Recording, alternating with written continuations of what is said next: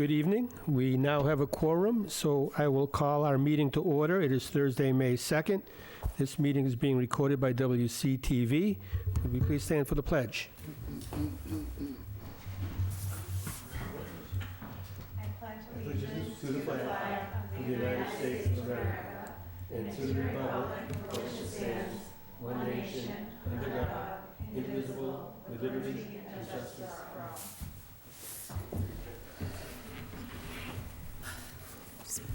First up on the agenda is public participation. Would anyone like to address the committee from the public? Seeing nobody, we'll move on to good news. Would anyone like to share some good news? Anyone? All right, we're going to... I'll share some good news. Everyone knows how I feel about Unified Track. So yesterday was their last regular track meet of the season. Another successful day. So I look forward to watching them compete in the state and sectional competitions. Thank you. Sorry, I'm just trying to catch my breath from walking up those stairs. Next, we have our student rep report. Gisela, take it away. Thank you. As usual, I will be starting off with the clubs that our students have been working digitally in. So this week, the newspaper club has produced its new edition of their paper. Art Club has continued to work on their art fair, which will be on May 9th. The Key Club has had the honor to host our Lieutenant Governor, Emily Ladd, at our previous meeting, and we will be hosting our last couple events of the school year this weekend. We will be volunteering at Damien's Food Pantry. We will be volunteering at 80 Makepeace's 5K run, and lastly, we will be hosting our yearly Mine and Ave cleanup this Friday. The theater club has been working on their musical, You're a Good Man, Charlie Brown, and our opening night will be Friday, May 17th. Student council elections for the 8th through 11th grade classes have begun, and students have been working and speaking with their fellow classmates to try to get signatures in order to run. And one senior event that people are excited for is the senior class trip to New York. Tickets have been able to be purchased this week. And on a more academic side, the junior class has had a Naviance lesson during advisory to inform students on how to use the platform, which can be used to explore after high school plans, research college, and request letters of recommendation from teachers. Seniors have had the opportunity to go on a field trip to Mass Hire, an organization in New Bedford that helps teens find work/training for post-high school careers. The National Honor Society induction will be held on Tuesday, May 14th. And lastly, IB exams have begun this week with IB Global Politics, both year 1 and year 2 of the IB math classes, and lastly, IB Environmental. When you talk about the groups that would volunteer, what group was volunteering, like at Damien's and some of those other things? Who was that? That's the Key Club. Key Club? Great. Well, that's a good thing you guys are doing. Any other questions for Gisela tonight? Gisela, thank you very much. Keep up the good work. Next up, we have the Grade 8 Washington, D.C. trip for 2025.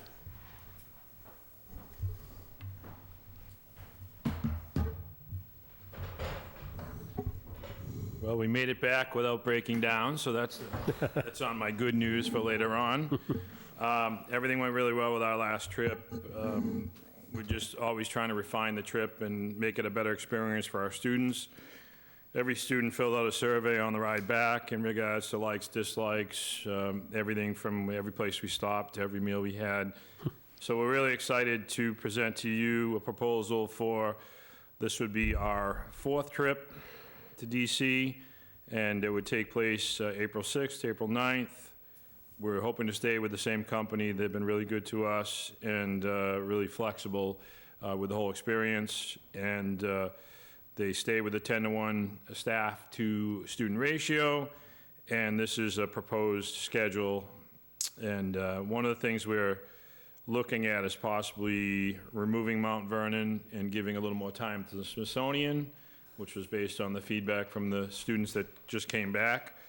And we're also going to try and extend the time at the National Zoo on the last day and actually have lunch there versus getting in a bus, driving a little way, stopping for lunch, and then and then heading back. So we're hoping that that gives the students a little more time. This is 2 years in a row they've asked for more time. We doubled the time this year and gave them about 2.5 hours, and the year before we gave them about 1 hour and 15. So we doubled the time, and they were still asking for more time in the survey. So we felt that was important to possibly extend that a little bit. Other than that, it's pretty much very standard in regards to previous trips. Certainly would entertain any conversations or any questions you may have. And as a reminder, if approved, we would then start with fundraising. We were able to write a grant to help offset this year's trip with the help of Dr. Schwam to offset some of the costs for our students based on our visit to the Holocaust Museum. So we're excited to be able to do that for the students as well. And there were some individual fundraising events that went on to try and offset that price.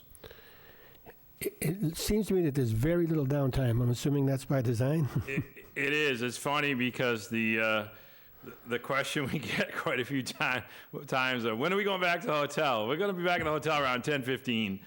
We're literally at the hotel for about 8.5 hours, usually from 10:15 to sometimes 7:38. It really just depends on the next day's agenda. But we make almost 50 stops in 4 days. It's action-packed. We averaged about 7.5 miles this year, which is up about a mile per day from last year. And we just try and get everything and anything we can get in those 4 days. It is very packed. The tough part is there is a little bit of traffic in DC, so that when you're kind of moving from place to place, that could slow you down a little bit. But other than that, it was we hit more stops this year than ever before, which was great. And I think I really enjoyed having extra time at the Smithsonian, and being able to see the National Archives was really cool too. We had never done that before. April? I know that Dylan still talks about that trip, and he was Cool. like the Love first it. group of 8th graders that when you guys brought it back Brought it after back, right. a long time of not having it. I've done the trip as a parent with kids, and we crammed as much stuff into it, so I love that you guys have so much, and that you're doing the memorial tour in the evening, because I think it's really cool when they're all lit up, because we did it by accident that way, and it ended up being really cool. I also agree that I think that leaving with the zoo with extra time is probably, that was the one part he talked about the most, because he had been to it when he was younger. Oh, wow, okay. We had gone to it, so I do think that that's a cool way to end it. So is the lunch at the zoo, is that included in the price, or would that be like something like, is that already priced in as opposed to on the drive home? So just up on the top, everything's covered except lunches, and we do that strategically because with traffic and whatnot, you never really know where you're gonna be exactly for lunchtime. So like the first day, we try and get down to Maryland. Because of the bridge situation, we couldn't stop at that rest area because the feedback we got from the driver was, you wanna stay away from the rest area you've been at the last few times. And so we stopped a rest area just a little bit earlier, just to avoid that foot traffic, and there'd be long lines at the food court. And then when we're in DC, we're always, you never know exactly where you're gonna be. So we've got about 5 or 6 food courts that we know are really good for the students. Like this year, we actually ate at the food court in the Capitol. We had never done that before, but we were there at lunchtime, and it was a little bit pricier than some of the other food courts.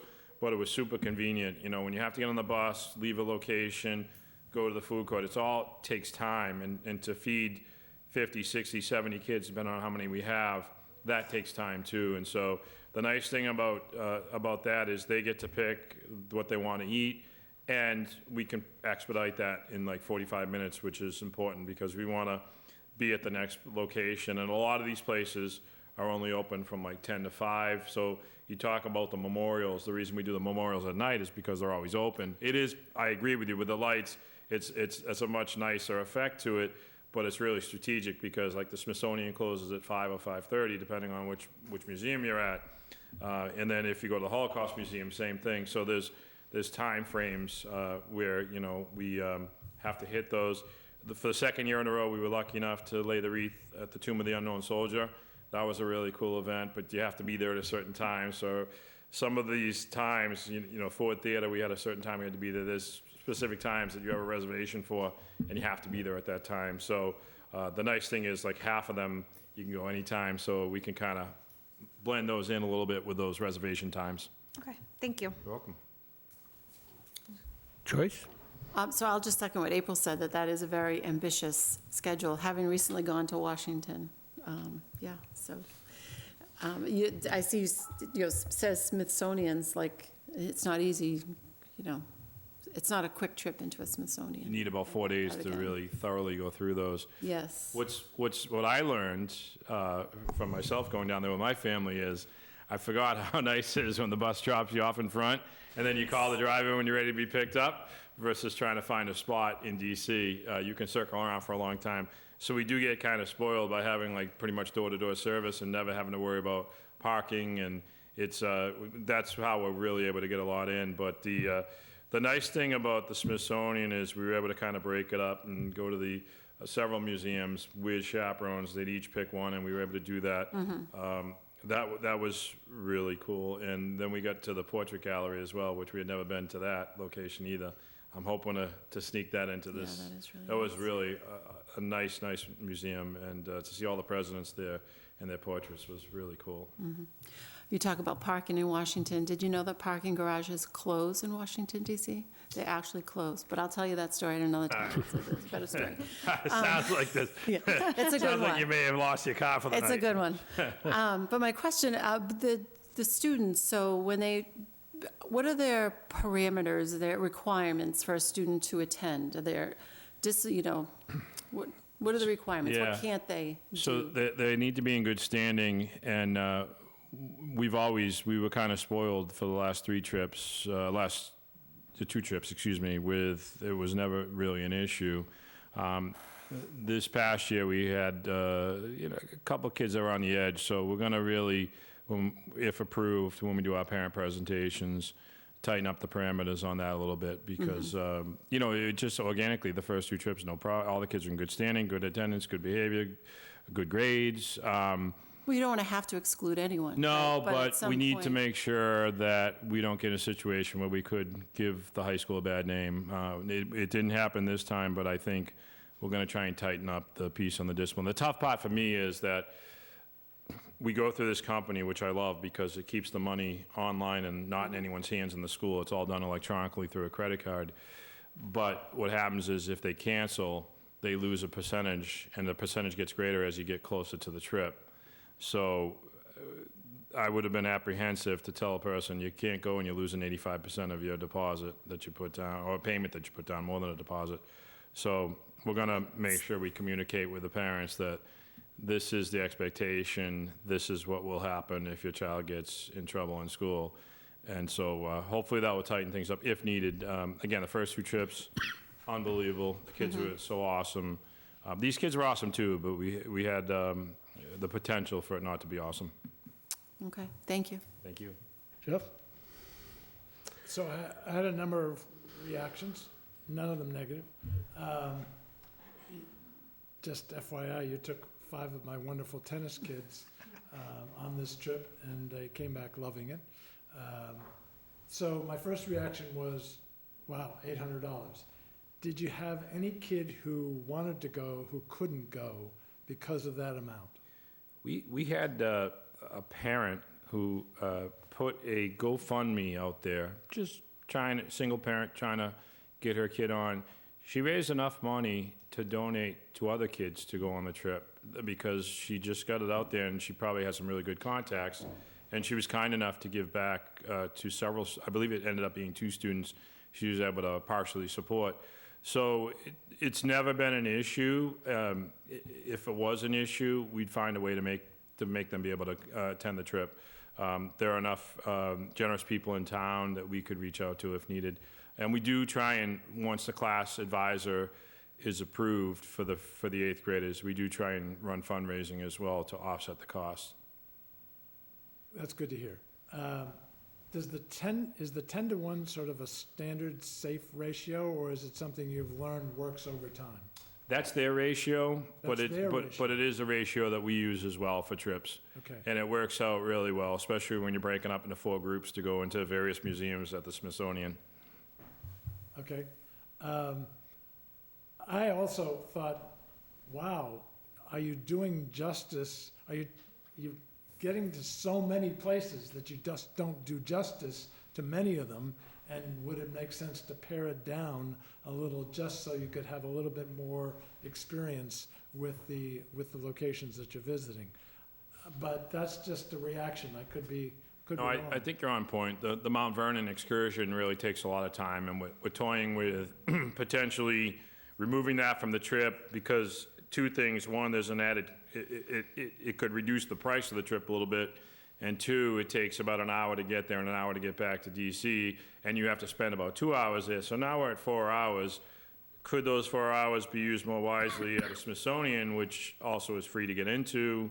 So you're not spending any extra money, we could reduce the price. So we're kind of kicking that back and forth. I didn't want to get too far in front of myself because I need permission before I can start tweaking things, but it's definitely something we're toying with, and based on the feedback from the students, we're really trying to take that into consideration to make it, again, I think we made it better every year.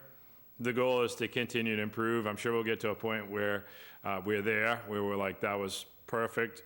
We're pretty close right now, but we're always trying to improve. So I know it's a bit of a contradiction, but there is one magnificent location that is not on the list. I lived there from 86 to 88, so I have some familiarity with the city. And the National Cathedral is an awesome place and wouldn't take you long to get kids to experience it. I mean, even if you spend a half an hour walking through, it's just awesome in a literal and figurative sense of that word. So it might be worth. I'm making a note because when I was an eighth grader, we went to the National Cathedral, and that's really good advice. Yeah, and special events, you see it on TV, it's nothing like it is on TV and in person, so FYI, but I think it's a great event, and even though you took some of my tennis kids. Well, I've got good news on that front. They won't be going next year. That's great, I get it, yeah. Okay, thank you. Thank you. So we have the request for this trip. This is something we have to vote on. Do we have a motion to accept the Washington DC trip? Second? Second. All in favor? Aye. Aye. Opposed? Abstained? 400. Thank you very much. Thank you. Appreciate it. Thank you. Look at that, we're 5 minutes ahead of schedule. All right. We will, Be late. no problem. We will have the principal reports next. Who would like to go first? I thought we always went in chronological order. We do, but we can vary it. Whatever you would like. I don't want to step on my colleagues' toes. Well, let's go with tradition. Dr. Chandler? Oh, okay. Well, thank you all. Tonight, I'm going to talk about a couple of events, and then we'll talk about the attendance request that was made before us. So I just wanted to highlight a couple of amazing events happening in May. First and foremost, we are in the whaling. It's a whale month for Wareham Elementary School. We are having the Native American whaling exhibit in the Innovation Hub for viewing for our Wareham Elementary School staff next week from May 6th through the 10th. And then on May 23rd, we're having our STEAM night, and I know, thank you, school committee have attended this event before. This year, we are having Delilah the whale as part of our STEAM evening.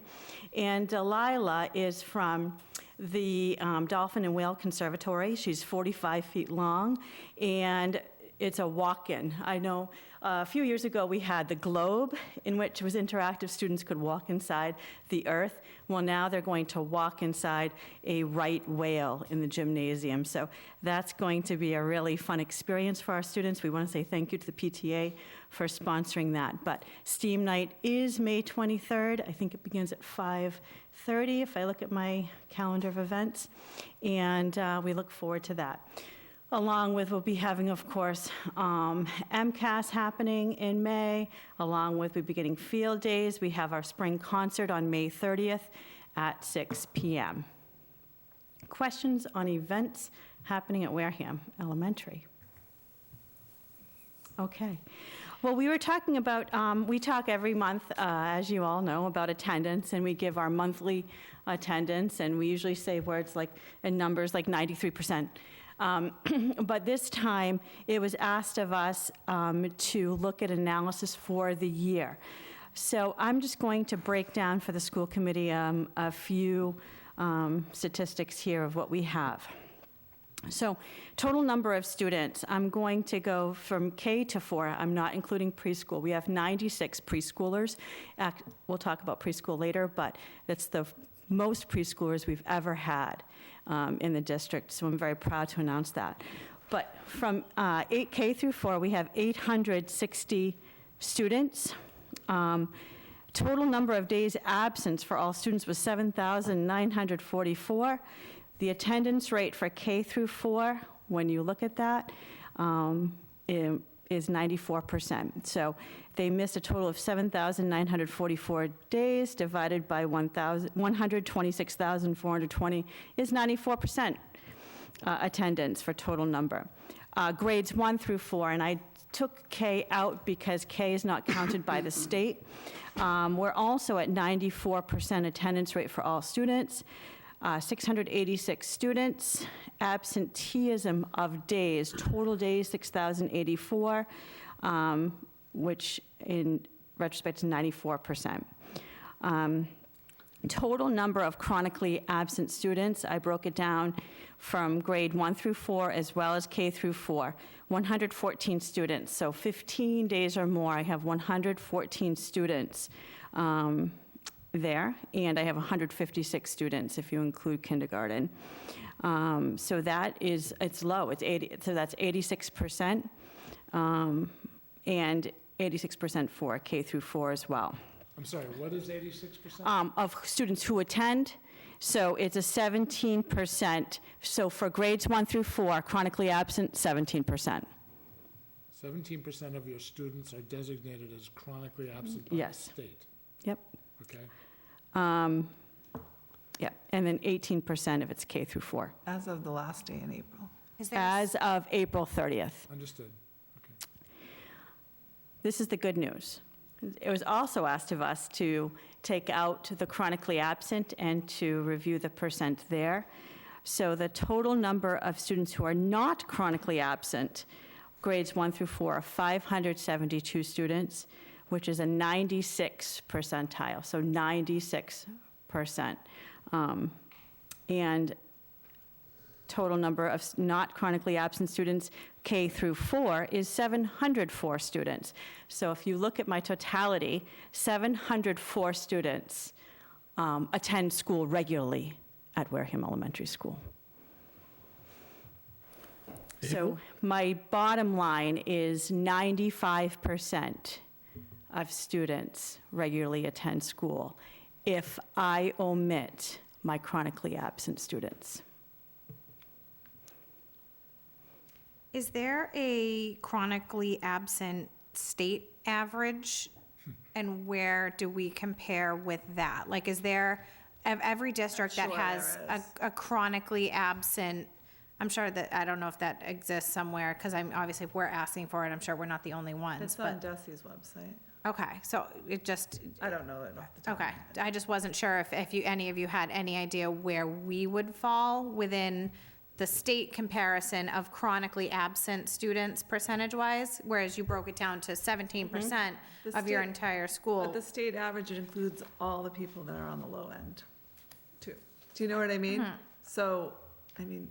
I would just be curious if they Chandler- have anything Dr. broken Chandler- out as Dr. Chandler is explanation. very positive, because that's her. I'm going to give you the very negative aspect. 17% of our kids are chronically absent. And I do have that, It's too. deplorable, even if the state average says 17% of their kids, 17% of our kids have missed 15 or more days. Oh, no, Yeah. I 100% So, agree that that's a problem. yeah. I just want other people to Yeah. be aware that We're it's not a similar. I'm sure we're- yeah. Wareham-specific problem. It's not. It's No, not even a Massachusetts-specific problem. I think but it's a it- country, yeah. But it's a problem it's a problem Yeah, we that all needs have a to. solution for, absolutely. But I just wasn't sure if there was a number out there or an average percentage that we could see where in that range Probably below, we're probably better than the average. Better than that. And I would that, say we're probably better than the average. And that percent of 17%, which is what Wareham Elementary School has too, is a problem that we're continuing to address. And we have changed procedures due to that. This year, last year we began the attendance incentive where I read every day the attendance. We're just putting out a publication right now about one of my students who goes to each of the classrooms. Dr. DeAndrea just met him the other day, and he takes the tally, and he comes to my office literally and says, "Oh, Dr. Chandler, it's not a good day." But he tells me each class who has perfect attendance, and I read it every day. That's what our incentivize is. But also, in addition to this, we're working with, the courthouse and the juvenile probation office with the STAY program. Dr. DeAndrea has the handout for you to read. This is the first year where, so the court is coming to our school and having meetings with parents to talk about the attendance issue for their child and how we're going to address it. So this is called the STAY program. It was initiated by the Assistant Probation Officer, Mr. Jeffrey Foote, who had a meeting with us in November with the social workers and guidance counselors to address it, and offering this opportunity in the courthouse, and that's a little bit about the STAY program. We've held about 13 STAY meetings in our office area, so it's a great program. We appreciate the courthouse for doing this and bringing representatives from their institution into the elementary school. The state rate's 29% last year. It's currently at 22% this year. So we're much better than the state average. Thank you. Access for grades 1 to 4 for 2023-24, it dropped to 19% for grades 1 to 4. This is K to 12 data. Thank you for checking. I appreciate that. Joyce? Just on those same lines, I'm curious if you know, is that more or less than last year? Or do we not really know that? I have to look at that, Joyce, I'm but just I'd be curious, happy like, are to. we going in the right direction? I think- That's all. Or in the wrong direction? I feel like we're status quo, Yeah. is my gut feeling, but Well- I can look at that deeper. It's not from a lack of trying, clearly. No, absolutely not, absolutely not. And I want to say thank you, my due diligence of the counseling team at our school. I just want to say thank you to the courts because it's a team effort. And I want to say thank you to the students too, because students do make a difference. I have incentives with students too, and they know when they're here, they go, "I'm here today, I'm here today." And in the elementary, it's difficult because the children don't have total control. I was just thinking Right. the same thing. It's not They don't always up have to them. control over it. But what they can do is say, I need to get to school on time. They're counting on me. And that's the message we keep on sending. Thank you. Tracy? April attendance is 93%. Overall attendance rate for all students is 94%. There's 70 students that are chronically absent as of April 30th. The overall attendance rate for the chronically absent students is 85%, and the overall attendance rate not chronically absent is 96%. We spend an astronomical amount of time trying to get children to come to school. Counselors, assistant principals, principal, an astronomical amount of time spent trying to get kids at school. So my numbers, it's 70 students is less than it was at the end of last year, but I don't think we'll end the year at 70 students. So I bet it's going to be about the same. Jeff? April? So it would be really easy for you to talk about all the high needs and et cetera, and for you to use that as an excuse for why you were worse than the state average. So take a bow for being better Yes. than the state average. I agree with my colleague that if you see the negative, and I understand why you do, you should also see the positive and with the fact that your efforts are paying off. We just try so hard every year to get incentives, and I feel discouraged every year at this time of year. And let me tell you, when you have 70 students, the contact that the counselors, the assistant principals that I have made and it's a battle.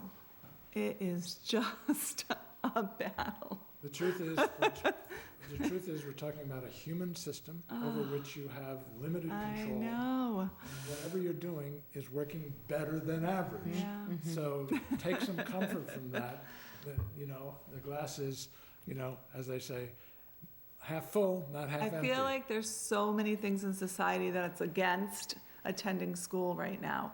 There's so many of these clubs, cheer competitions. I don't want to, like, it, and so they go away during the school year. They're incentivized. There's cheer competitions in Disney, I don't know, every week probably. And every week someone's going, soccer, football, hockey.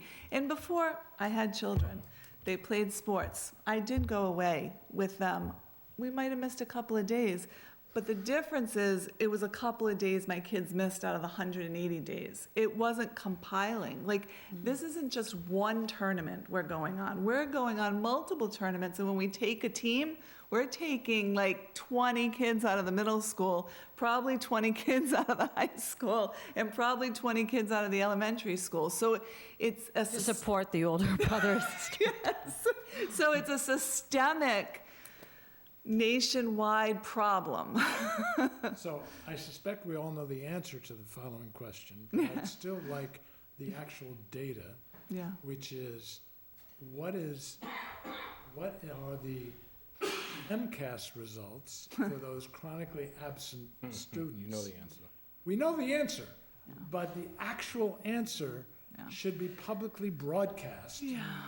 Because that should make parents in particular, but the public should understand that going to school matters. Well, even more disturbing, and this was pre-COVID, is a lot of these chronically absent students are chronically absent year after year after year. So the number of days that are compounded that they miss is amazing. Yeah.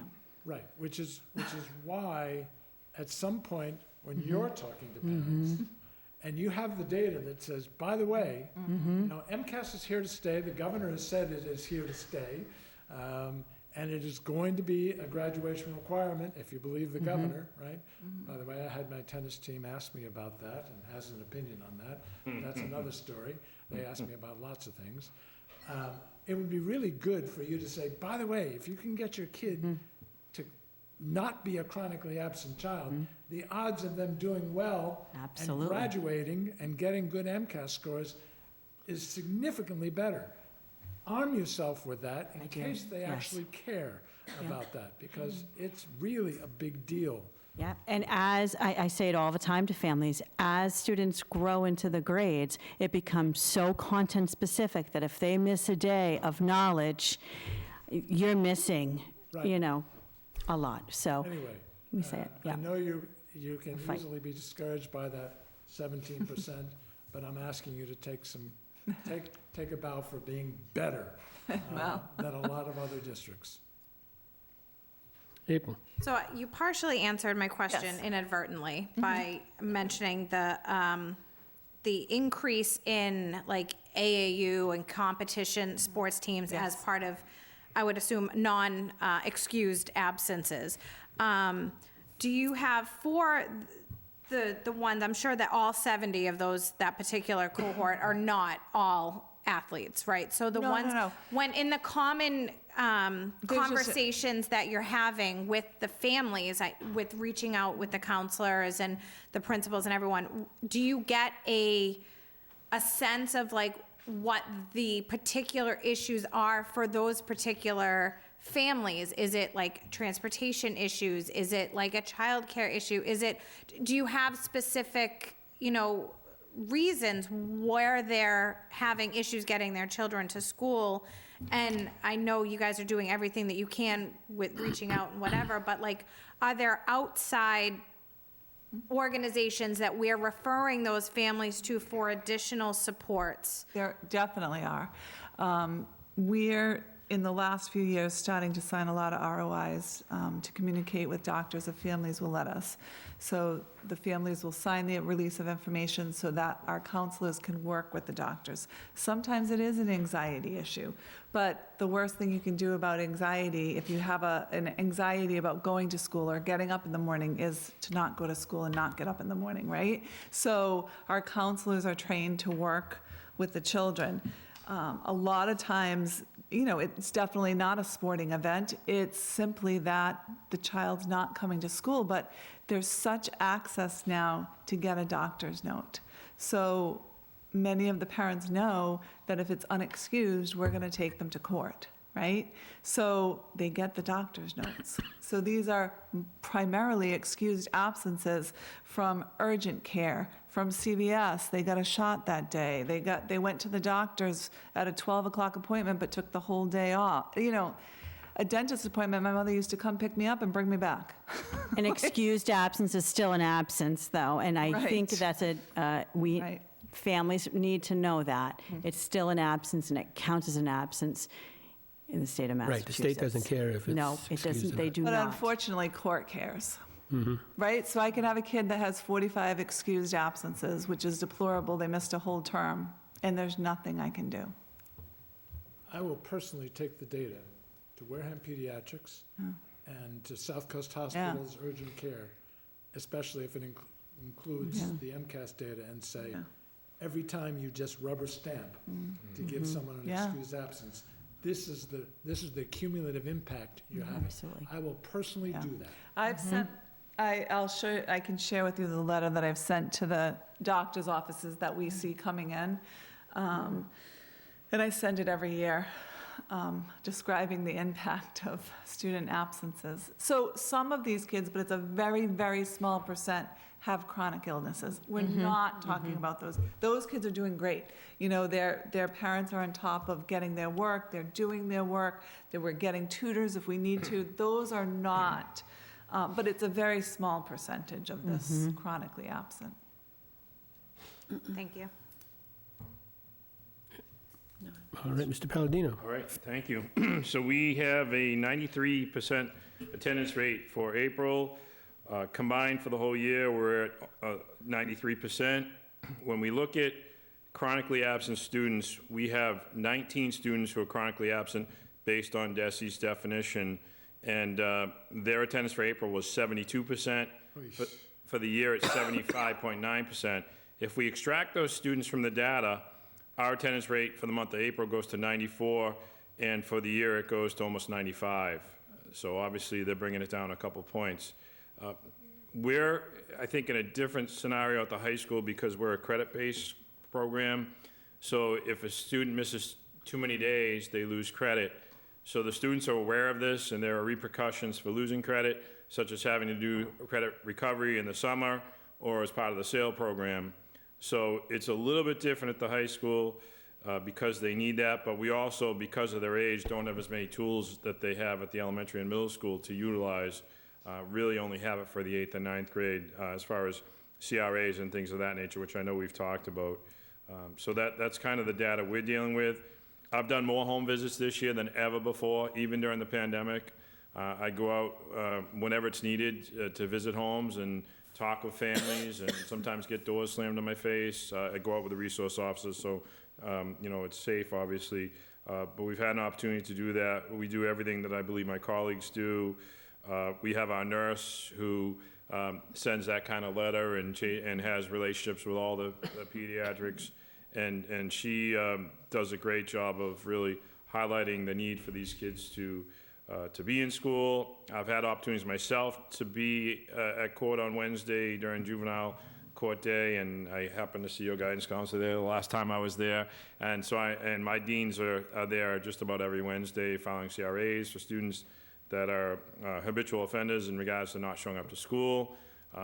You know, we had Dr. DeAndrea and I were in the breakfast duty earlier I think it was this week, and we had a student who was sick, and so I called the mother. It was early in the morning, and I called the grandmother and said, you know, your son is ill, and she's like, he was feeling so bad, but he knew he had to be in school because he didn't want to lose credit. And I kind of felt bad because he was legitimately sick, and he was hanging over a trash barrel, and I felt bad after hearing the story from the grandmother. I felt kind of bad, but we just, all of us here at this table, we push and push and push. And from the high school perspective, this is a learned behavior. We are trying to get these students to be productive citizens post-high school, post-college, whatever it may be.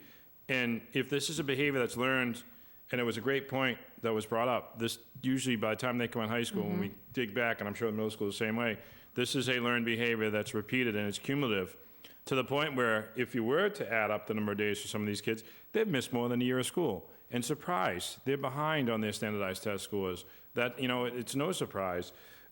So it's frustrating because, this is our future workforce that we are teaching that, it's okay for, 19% of the school to be chronically absent. And these 19 kids, they're not, there are no excuses for these kids. They're basically running the show at home, if you know what I mean. And the parents have had loose reins for a long period of time, and now they're trying to pull it in at the age of 15, 16, and 17, and it's not happening. That should have been done when they were with Dr. Chandler. And it wasn't. And we paid the price for it. But I am excited that it is only 19 students, which is roughly 4% of our school, but it's still 19 students that can bring down a lot of things beyond attendance. So I feel like the high school has a little bit more of a unique position because you have the PASS program also.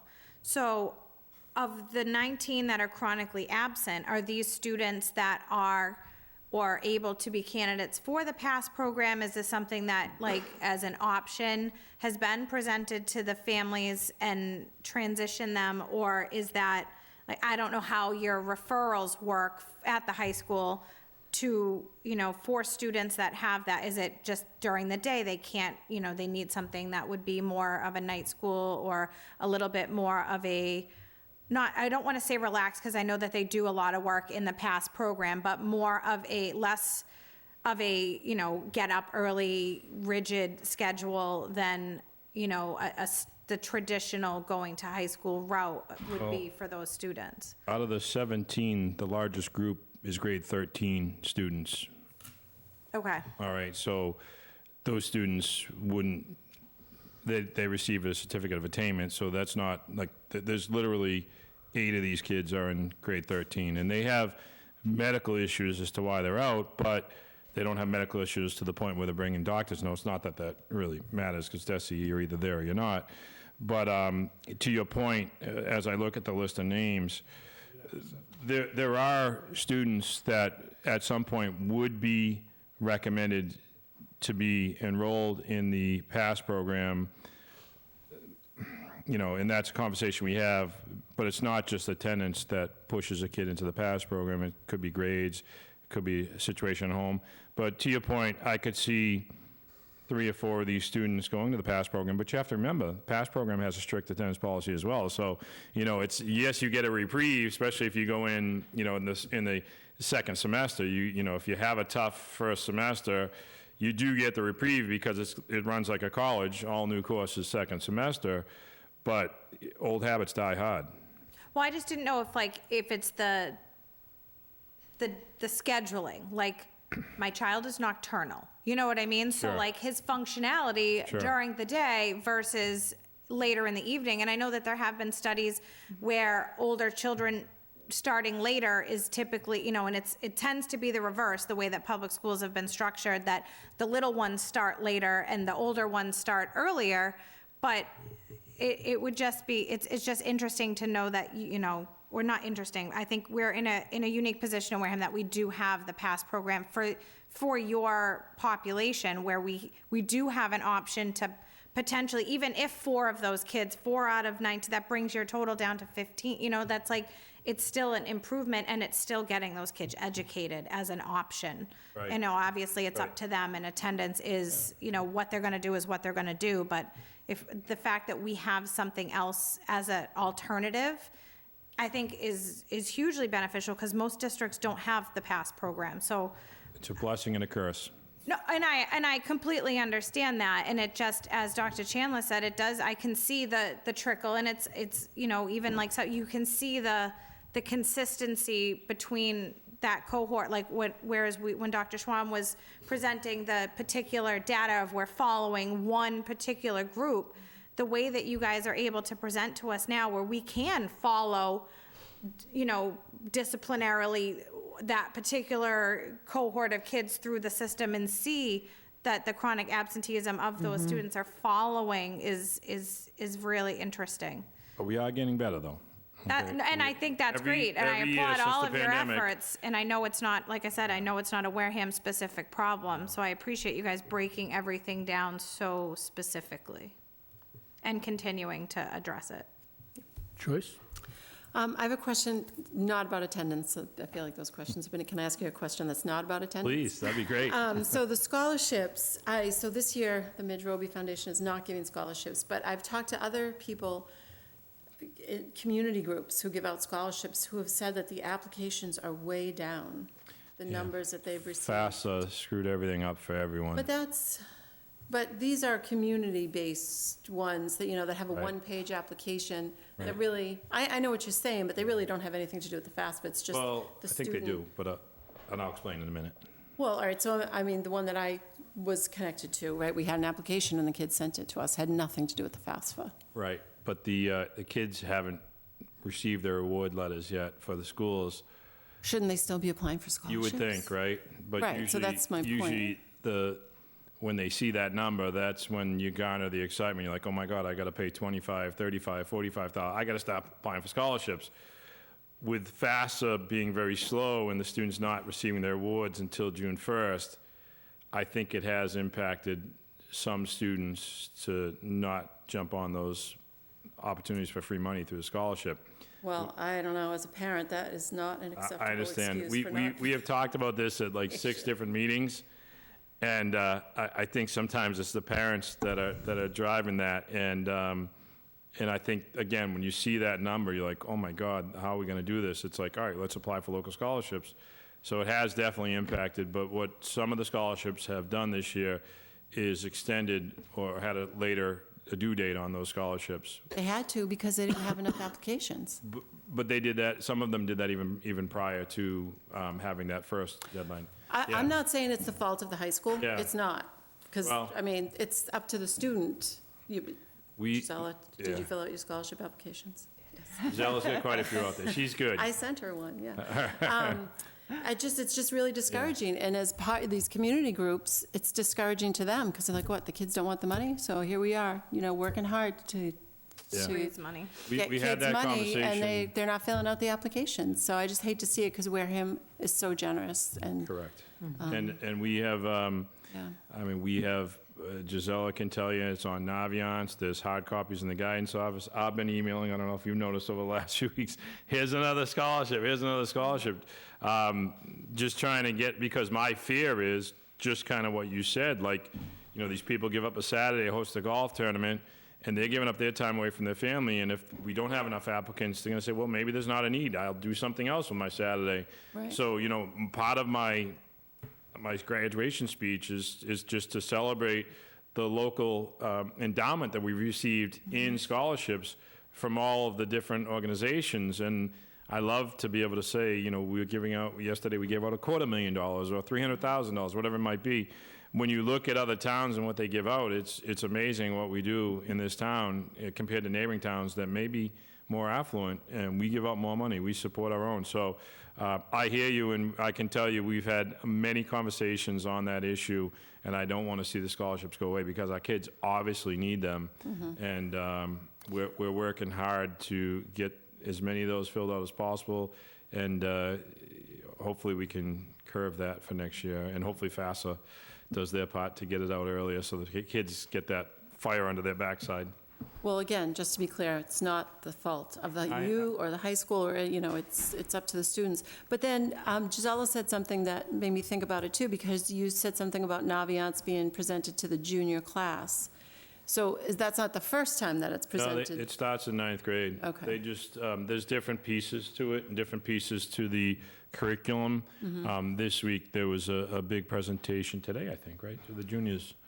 And so, you know, we're just trying to utilize that. It's more of a platform than that's just an opportunity to send your transcript to a college and for us to track where the transcripts are going. There's interest inventories, there's surveys, there's information you can put in and find out about the school. You probably remember the book we used to have when we were looking at Yep, the schools? yep.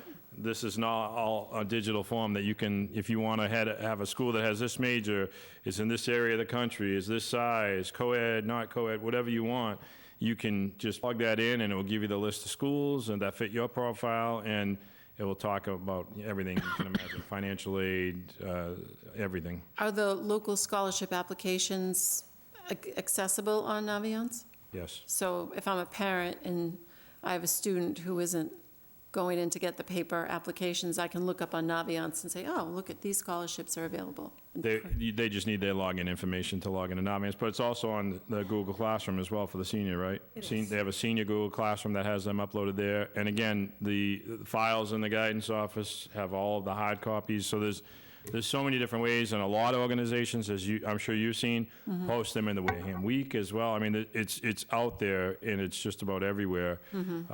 So it's accessible.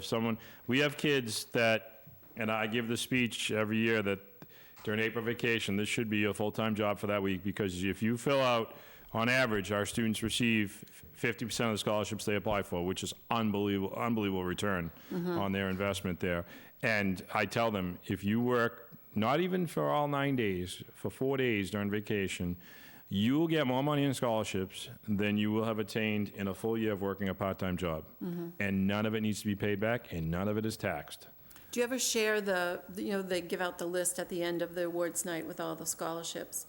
I always save that and give it to parents of seniors that I know, just to show them this is what was given away. I don't think people understand. It's unbelievable. I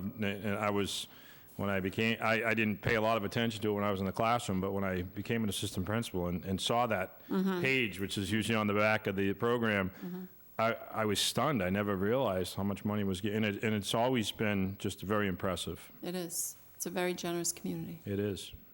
Okay, thank you. Jeff? So I have no idea whether you know the answer to this question, but I'm going to ask it anyway, which is, when kids are handed that envelope, I assume there isn't a check in the envelope. No. Okay.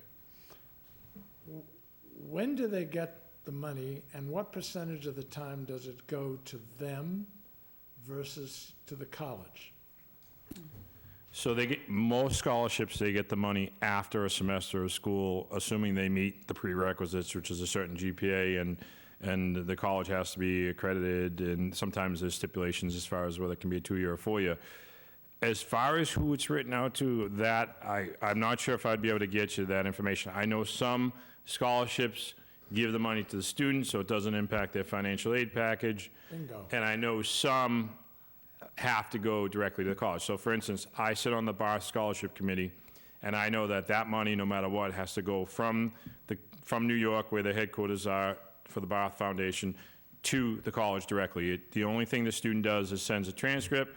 The president of the Barth Association signs off, sends it to New York. They get a check to the college. Do they realize the zero-sum game that is? And they don't care? They do not care. I actually talked to them, and they said something to the effect, well, even though the kid is losing financial aid, it's impacting someone positively in that school. And I'm paraphrasing, but it was something to that effect. Yeah, you know who it's impacting positively? The school. The school. They The hope school it's that's charging $70,000, $80,000, $90,000 a year. Right, Now has to give that much less. right. So where's the logic? I'm just telling you what was said, and I'm paraphrasing, but that's the gist of what was said. Because I feel like it's tough, because you've got kids that are getting, like, they'll get a $10,000 grant, and every scholarship they get, they're still only getting $10,000 because it's extracting from that grant. So if they get a $4,000 scholarship, the school's giving them $6,000, and they're taking the $4,000, and the school's I hope, doing something positive with that other 4 towards another student. Don't count on it. I know, we never know. But my guess is, to your question, my guess is it would be somewhere around 50% based on just what I know about the scholarships, and, but I don't think it's much higher than that. Thank you. Thank you. Thank you, Scott, Tracy, and Bethany, and good luck with Thank the rest you. of your school year. Okay, next we have the special education report with Melissa Fay.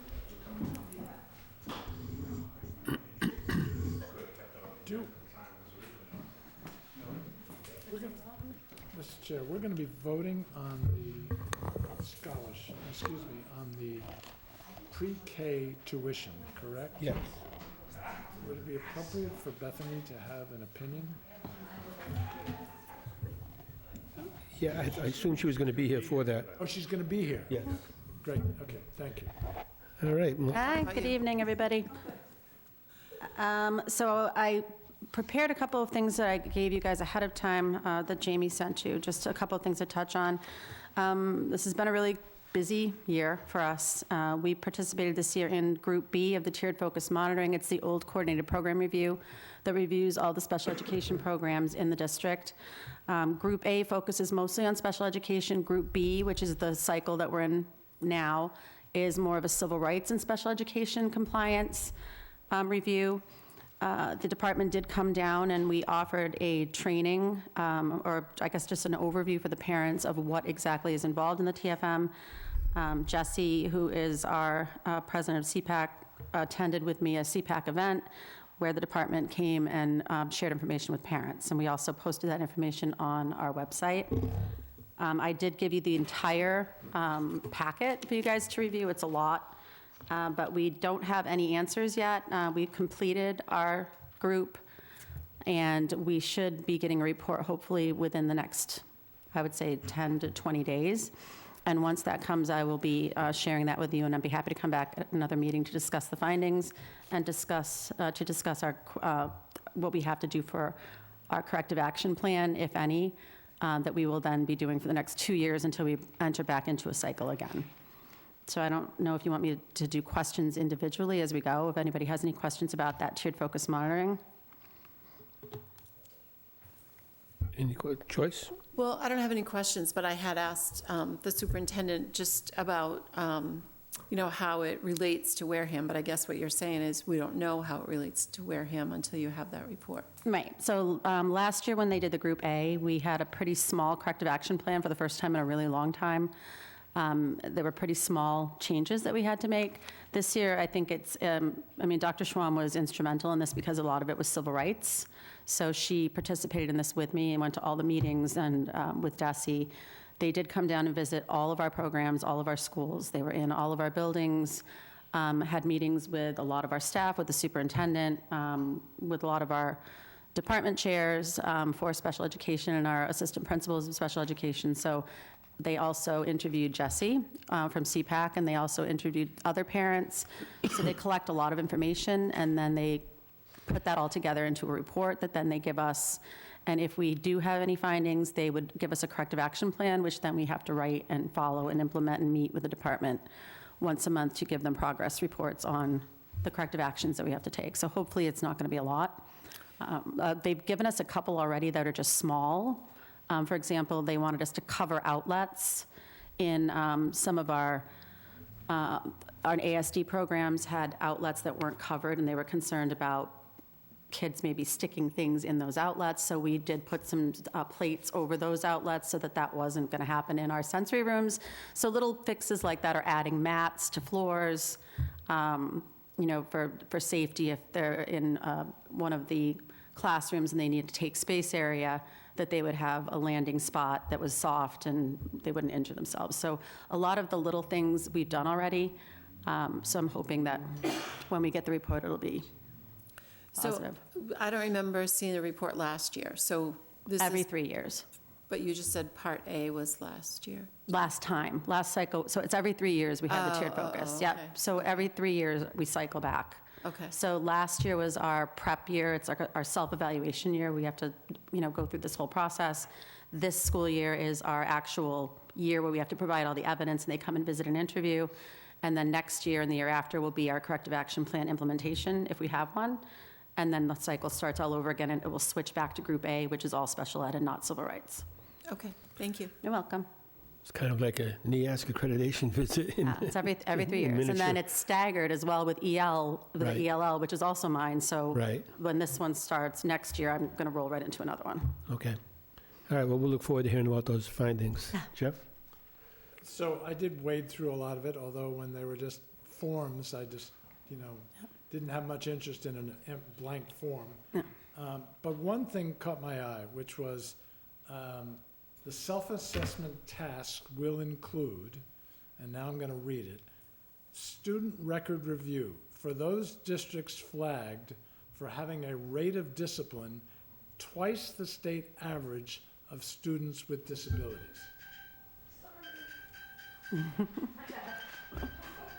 I assume what they're getting at is theoretically a discrimination against students with disabilities.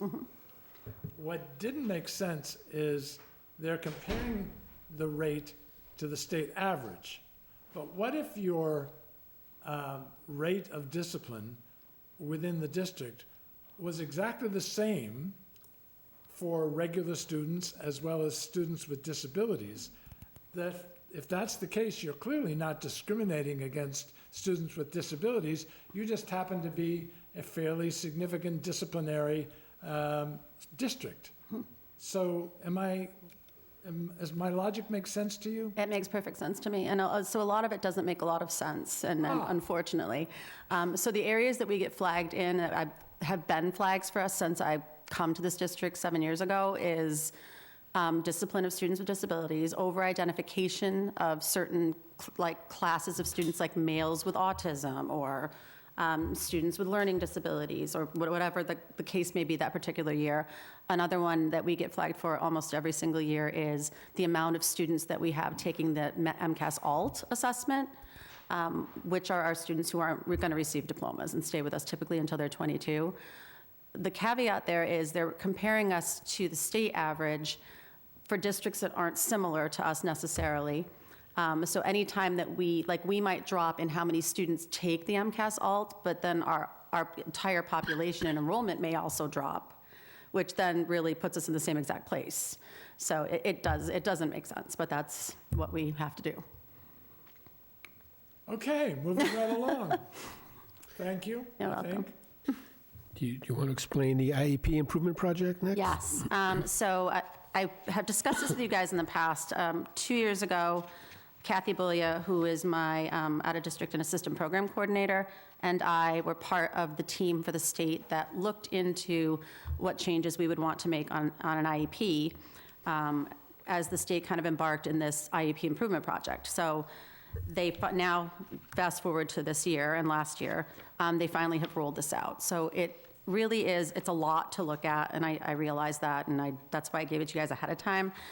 The essence of the IEP and the legalities around the regulations remain the same. What the department is trying to do is have a more parent and student-focused IEP, where there's more emphasis on student strengths and how we make connections with parents and students, and giving students ownership of their education. So that's really the majority of what's going on. So the state also released a 274 improvement grant, which changes every year for what its purpose is. But for this past fiscal year, we received funding for this IEP improvement plan. So that was the focus of the 274 grant. What we have done with that as a district is we've posted for and hired 4 IEP coaches, and those coaches have gone to all of the state, all of the trainings in the state, as well as some private trainings that have been given by different people, including Alan Bloom, who also came to speak to our parents about the new IEP and explain that to them, and has had several workshops across the state. But they are now going to be the trainers to train the staff. So they will they've already done a lot of training. They'll be creating exemplars for the teachers to use so that they know what a good example is of a certain page of the IEP, a goal, a PLEP A, a PLEP B, a transition plan. They're going to be doing that over the summer. They've also created PowerPoints, and they're training their teachers, some during meeting times, some during PD days, some are going into the summer to do that training. So we've got a variety of training going on to make sure that our staff is prepared. We also have saved some of that grant money to work with ESPED, who is the company who handles they hold our records for special education. So all of our IEPs are stored in that system. It's our management system for SPED. They are going to be doing a training that specifically talks about like where things are located within their system in case people aren't used to the way that it kind of rolls over into the new form. So that's coming up at the end of May or the beginning of June. So that's where our funding has gone. We just found out 3 days ago that the state will be releasing more funding for next year so that we can continue this process, because I have a feeling that teachers are going to struggle with the changes. It's going to be a lot different in the format of it, not necessarily in the delivery of it, but the formatting of the IEP and where things go is a little bit different. And I think there's going to be a learning curve for it. So we're hoping that these coaches will continue on into the next school year to help teachers kind of maneuver through this and our service providers maneuver through it and be successful at being able to implement the new system. So what is the state's expectation in terms of a timeline, and what is your expectation for our staff to be on board with this new formatting? Yep, so we had 2 years to do it. So last year you could have started it, or you could choose to start this fall. We chose to start this fall because we were in the middle of our tiered focus monitoring, and there was so much going on that we really thought that we wanted to put a lot of thought into what we were going to do with the funding, how we were going to roll it out, how we were going to train our staff so that they were comfortable with it. And so we chose to start fall of '24. So we're going to be starting this year. So this, from January till now, has really just been planning and making sure that we have all of our training materials, that our staff that are the coaches are able to attend these trainings, bring that information back. We meet as a group every 2 weeks to discuss what we've learned, how we're going to roll that out, what we're going to put it into. Is it going to be a PowerPoint? Are we going to have in-person trainings? How's that going to work? So I think we've got a good handle on it, I hope, and we've chosen to start on the second half of it, which is starting in the fall. They have released more money, and 3 days ago when they released the money for this next school year, they also kind of, I think, loosened the reins a little bit because they have realized that people are really struggling. Districts are struggling, especially some of the larger districts. So they have now kind of loosened the expectation that everybody's going to be on board and ready to roll in September. And now they're giving us like another 6 months, I think. So I think the expectation is by January of '25, all the kinks will be out and we'll be moving forward. I'm not sure if that's really going to come to fruition, but that's what the department is hoping for now. But they frequently change it, so we just have to kind of keep a pulse on what's going on. Jeff? So the coaches, I'm guessing that they're at all the different levels of schools. The amount that you received for that, was that in relation to the percentage of special ed students? Yeah, they do it by size of your district, by percentage of special education in your district. So we got, I think, 26,000. thank you. Look at Kristen. I knew it was 20-something, $26,000. Okay. Yeah. And so, well, when I read through this, now you're saying maybe it's January, but it had said that it was going to be July 1st, really, Yeah. right? So that seems like very soon. Scary, but July seems very soon. So do you feel like the teachers have and everybody, not just teachers who have to use it, are they going to have enough opportunity to be trained and be comfortable with it? Yeah, because you have to remember, even though it might be July, what the real rollout will be in school starts. So the core people are trained. So our secretaries who serve our team chairs, which are the ones that chair all the team meetings in the buildings, and our team chairs just happen to be the ones that applied for the coaching positions, which makes sense because they hold really the most knowledge outside of like the assistant principals of special education about the process. So they're actually as the coaches as well. So that group is trained well enough that they'll be able to train everybody else. And so the expectation for us as a district and for the department as well is that we're going to roll this out when we start doing meetings in September. So I believe that between now and the end of the summer, with all the trainings that we have and all the things we have even planned, the high school, I think the first day of school, or either Bethany or Scott, when we met today, has given them some time to even speak to the staff on that first day of school, that first PD day. So I think that we've done a good job of kind of disseminating the information and really working with the people who are most involved in the writing of it, because that's really where the changes are. For general ed teachers who are getting the form, and, that this is what Joyce has on her IEP, and this is what you need to implement in your classroom, and here's her accommodations. The pages are going to look a little different, but for them, it's still the same. It's really going into the writing of the document, which really comes from the service providers, the special ed teachers, and the team chairs. And that's where we are focusing our training right now. Okay, thank you. You're welcome.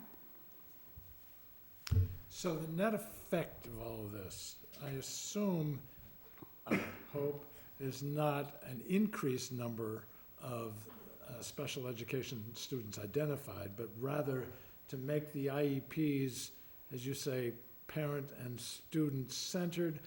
So ultimately, this is designed to make the IEPs that much more accurate and beneficial to the ultimate education of the students. Correct. Is it your belief that that will in fact occur? I mean, I do believe that some of the pieces of it that they're implementing that kind of bring the family in and become more involved in the process, I think are going to be beneficial, I feel, in building better relationships with families. That's the hope, I think, across the state, is that's what's going to happen. I don't think it'll affect eligibility at all, because the regs are the regs, right? So we're going to follow the regulations for eligibility for special education, just like we always would.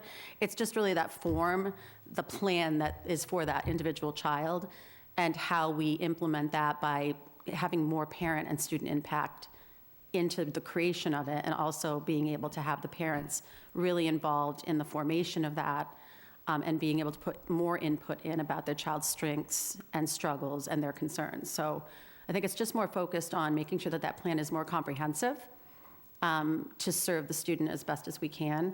But I don't feel, knock on wood, I don't feel that it's going to affect eligibility at all. I think our numbers will stay. Sounds like it should ultimately, if it's working well, reduce the level of disagreement within the IEP planning process. Correct. Because the parents are that much more involved. Yes, that's the hope. Well, I hope it works. I do as well. April? So I know this is very IEP specific, but I mean, IEPs and 504s are kind of like a hand in hand sometimes, or a one or the other. Is this also going to be kind of cross-referenced when deciding if an IEP or 504 is appropriate, and will similar format for the parental engagement be carried over onto that form as well? So the 504 plan right now is in the works for being changed in the state. It's probably not going to roll out because they're in the middle of this rollout, but that is something that will probably be coming in a couple of years. I know that the discussions have already started about that, just to kind of make it, because it is very similar right now. When you look at a 504 and you look at an IEP, they look pretty much the same. Different sections, different components, but the look of them is the same, like the same structural look. So I think that the focus of the state right now is really that parent and student-centered focus is kind of the shift that we've seen in the last 2 years. So I think that you're going to see it happen as well with 504s. Again, it's not going to affect eligibility whatsoever. So if a child isn't eligible for an IEP, we would still suggest the 504 team meet for accommodations and modifications. So I don't think it's going to affect any of that. I think it's just that input piece and that involvement piece for the family and the student. Thank you. You're welcome. I'm sorry, one more question. So recently, Dr. D'Andrea, you put together information regarding a time study for special ed teachers. So will this affect that? Is this going to increase the amount of time? It seems like it would shift the time, Yeah. increase the amount of time that they would need for report writing and. Yeah. So I think, definitely it won't affect our service providers or our team chairs, because the work that they do is pretty solid and it's predictable. We follow the regulations and not necessarily a form. So I'm not concerned about that. I feel there's going to be a learning curve for the teachers. So the teachers and the service providers who write goals for the IEP, I think it's going to be a learning curve. So I do feel that it might take some extra time, and we're going to try to prepare people as best as we can, make sure they have all the information, exemplars, training. But do I think that it's going to increase time at first? Yeah, I do. Like anything else new, I think it's going to be. Yeah. Okay. I don't think it's going to affect the amount of time that they spend in meetings. It could be, because we looked at a couple of components when we did that study. Remember, we looked at time in meetings, time on learning, time writing reports, time doing testing. So those components won't change, but I do feel that that piece of like the actual writing of the IEP, there's going to be a learning curve there. Okay, thank you. Welcome. Thank you. Welcome. Next, we have the CPAC report. I have a couple more things. Oh, I'm sorry. That's okay. Go right ahead. I'm happy to leave if you want. I just wanted to give you the Care Solace information. So we, this year, tried a new service. As you all know, we have a lot of needs for mental health. It looks like this. And I handed out a second one that we happened to get our quarterly report in. So I thought I'd share that with you, and I apologize for how tiny it is. But Care Solace is a referral service, and I think I spoke to you all about this, I think, earlier in the year when we first signed on with them. It's really a great service, and we were all kind of concerned of how it was going to work, but we basically do what's called a soft handoff, and anybody can do a soft handoff. We have our own kind of page and portal that we go into, so it can be a teacher, a principal. You can do your own referral. You can do, what I like about Care Solace is it's not just our students, it's our students' family members, it's our staff and our staff's family members. So this covers like an umbrella over all of us for mental health and with all kinds of stuff, suicide prevention, there's, oh my gosh, I'm blanking now. Mental health and substance use, sorry, that was the one I was missing. So we've had, if you look at not the information sheet, but the report sheet, we've had 8,066 communications with Care Solace just since we began with them in September. So that's pretty exciting for me.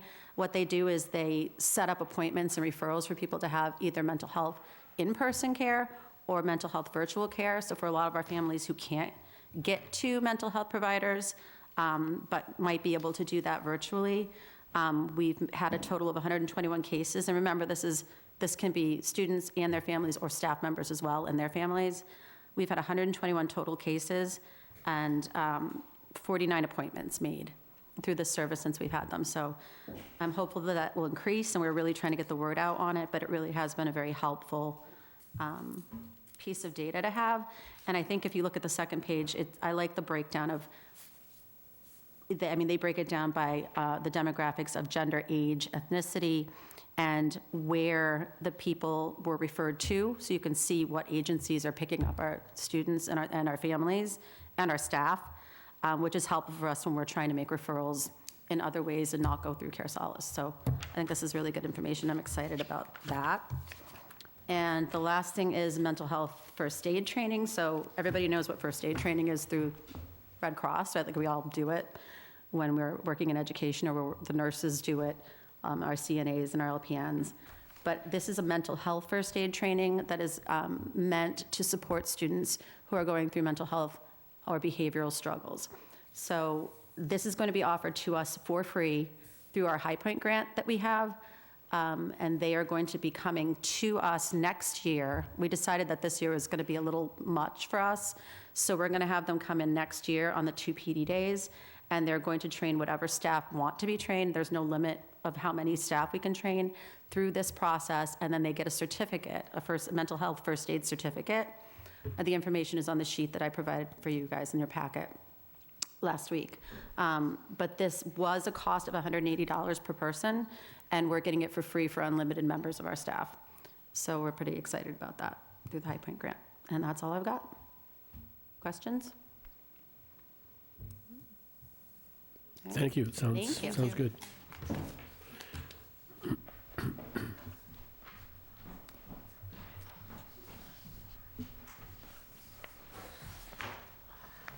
Good evening, everyone. Just an update. I believe I sat in front of you in January. So we have had 2 more Zoom events for the CPAC. At the end of February, we did meet with the representative from DESE who described to a group of parents about the tiered focus monitoring the visit that happened in March. Happy that we had 8 parents involved in that Zoom, which was an increase from our previous, the event that had happened prior to that. And then as Melissa had mentioned, we did have a Zoom with Alan Bloom about the new IEP. There were 17 total participants, 9 were family members, which was awesome. So we're going up with every Zoom meeting we have. And there were 7 staff members on that as well. Excuse me. The last event, my goal for the last event for the year is to have an actual in-person meeting with parents, probably in early June, to kind of recap the year and maybe hear some parents' feedback and create some goals for what CPAC might look like next year. Melissa has provided me with a list of parents that are fairly active in the school district, students with IEPs, so I'm going to reach out and maybe get a time that the majority of people can get together. One other thing I want to add, I did watch the school committee meeting. It was March 21st when Dr. Schwam presented the SOA, Student Opportunities Act, and it was all about special education. And she had mentioned that I had looked at it and given some feedback. And so just a couple of things I wanted to mention, or maybe a request. When MCAS data is presented, can whoever's doing the presentation make sure we're clear about, is it the typical test? Like we think about like what the principals do, they're scheduling, the students are sitting for the test. That's one test. There's also a portfolio test that students who are on track to graduate could take. And I'm unclear how that even falls into different MCAS data. And then there's also an MCAS alt. And that's data that is for students who may be here in the district till they're 22, may not earn that diploma, but certainly get their certificate, but they're still required to take an MCAS. Because I think when we talk about accountability, when we talk about, again, the presentation Dr. Schwam made, it's always important to, if we're especially talking about comparing to different districts, making sure we're clear on what MCAS data that is. That's my request. Another thing is just really speaking about the fact that students on IEPs are the responsibility of all of the staff in the district. They are not the responsibility solely of special education staff and teachers. They're the responsibility of everyone. So, and I'm glad I've got some time to think about it. Jeff, you asked the question to Dr. Schwam, what would you do if you had unlimited funds? And so I've had time to think about it, because I wouldn't have had a good idea. I don't think I would have come up with as good of an answer. Money and PD towards dual licensure for staff, thinking about my experiences in high school math, amazing special ed co-teachers that I've worked with. If the math content, if they have the PD to build that math content too, they're just that much, that much better of a teacher. If I had special ed training and special ed background, I mean, I have it personally with my child, but anything towards dual licensure, PD for content staff for special ed or special ed for content, that would be my unlimited funds answer. And that's it. Joyce? So I just want to say thank you, and you're right, that those numbers are growing, so that's great, because we all know how hard it is to bring people in. So I'm curious, what is the feedback of parents and families on the new IEP? So I don't know. The presentation was, here are the changes.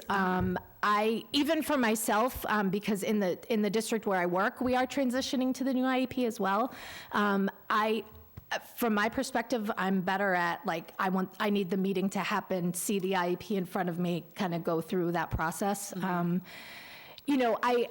I'm in a situation personally where there's never going to be a question about whether my child needs an IEP or not. And so I wonder about that, any students that maybe are on IEPs, and how does this new process impact them? Maybe students with a specific learning disability, something like that. So I'm anticipating for me that it may not for our situation, may not change that much, but it'll be interesting. That's definitely a goal to talk about with parents for next year, is just how the new process and how the new IEP is impacting. Do you think that there will be future trainings available for parents similar to that as it goes forward, as it's implemented? I would imagine. Yeah, I'm on a listserv that, I just get emails every day about with Zoom now, every district offers any kind of Zoom meeting about anything to do with special ed. So, yeah, I would I just imagine. imagine that would be helpful once it's implemented. Yeah. All right, thank you. Thanks. Jeff? So, thank you for thinking about that. Yeah. I value your opinion and the fact that you took the time to think about it. And I'm sitting here thinking about the fact that we think we have a structure with our teachers that rewards them for more education, but does not necessarily reward them for more licensure, a broader license or dual license. And that has me thinking that you think that would be potentially more valuable than the second master's or whatever.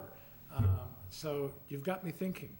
And because it's, when you have a population that's almost a third of our students with IEPs, it would seem to me that dual licensure might be a particularly valuable thing within Wareham Public Schools.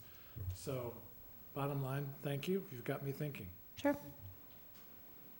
Thank you very much. We appreciate your work. Thanks, Jesse. Thank you. Okay, next we have the pre-K tuition vote.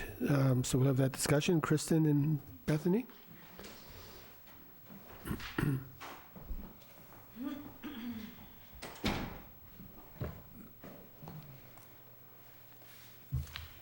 So, good evening. In your packet, you have our recommendation.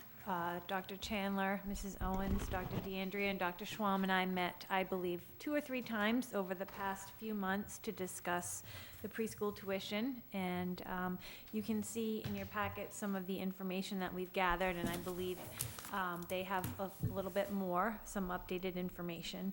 But right now, we're currently charging $3,812.50 for full-time tuition for full day at preschool, and half-day is $1,687.50. And I believe that's been in effect for the past 2 school years. So we looked and we wanted to make a slight increase to $4,000 for full day and $2,000 for half-day. And when we look around at the various neighboring districts, and I did reach out to some of my peers, and I heard back from some of them are from just looking at the website. It is a little difficult to compare because no one program runs the same way. So that's why I included the number of days per week and what was offered. So one other thing I'll mention before I turn it over to Dr. Chandler is the preschool tuition that's charged goes into the preschool revolving fund. And that helps to offset salaries in the preschool program. So we do rely on that tuition to pay roughly $100,000 from this year's budget and next year as well. So that is, an important piece of that. That's where the funds go. It can support anything in the preschool program. However, right now it's currently supporting a salary. And I think there were some curriculum materials bought in the past year or so. So I will turn it over to Dr. Chandler if she has any additional information to share. I thank you. I appreciate that, Ms. Flynn. We have an outstanding preschool program. We have the highest number of enrolled that we've ever had, 96 students, only 4 of which are part-time. The rest are full-time. We do ask for peers to come in. That is a paid program, so we have the students coming, and we don't charge a lot. Our per pupil expenditure in our district has gone up every year, and our preschool tuition has not in the past 2 years. I have put this through my school council, 2 members of which are preschool parents, and shared that they think that we do undercharge, and they know that because their children also go to daycares and recognize that the daycares charge a much higher amount in our district than our school does. And we offer a very strong academic program with substantial services. So that's where this request for this additional fee comes in. And we're happy to take questions. April? So I have a couple of, you said 4 part-time. Of the 96 students, how many of them are the peer students that are the ones that would be covering this tuition? And this is Ms. Owens, Department Chair Preschool. She's going to... I love your glasses, by the way. Thank you. This year, 32 are peers. Okay, and then in the data, I noticed the town, what does the DYRSD stand for? Dennis Yarmouth Regional School District. Okay, I had a feeling that that's what it was. I was curious why Bourne or Carver, whereas there are probably 2 closest weren't listed. Right, unfortunately, I didn't hear back from them. Yeah, their and website doesn't list And I anything. didn't see it on the website either, so Okay. I didn't have any information. Okay, and I do also want to note that the Massachusetts average for private preschool is $13,670 a year. Yep. So I don't think increasing for full day to 4,000, I mean, that's like a little bit less than, based on what we had list, a little bit less than 200, and it has not increased, and you said in a little over 2 years? Okay. I do think that the jump from 16 to 2,000, that's like double what we're upping for the full-time for the part-time. I'm curious, I mean, I like even numbers, because me and math aren't friends, so I hate anything that has a 50 cent in it, because it makes me have to do more math in my head. So I like the even number of it. I worry that, you know, a almost $400 jump for part-time versus a $200 jump for full-time seems a little skewed for me.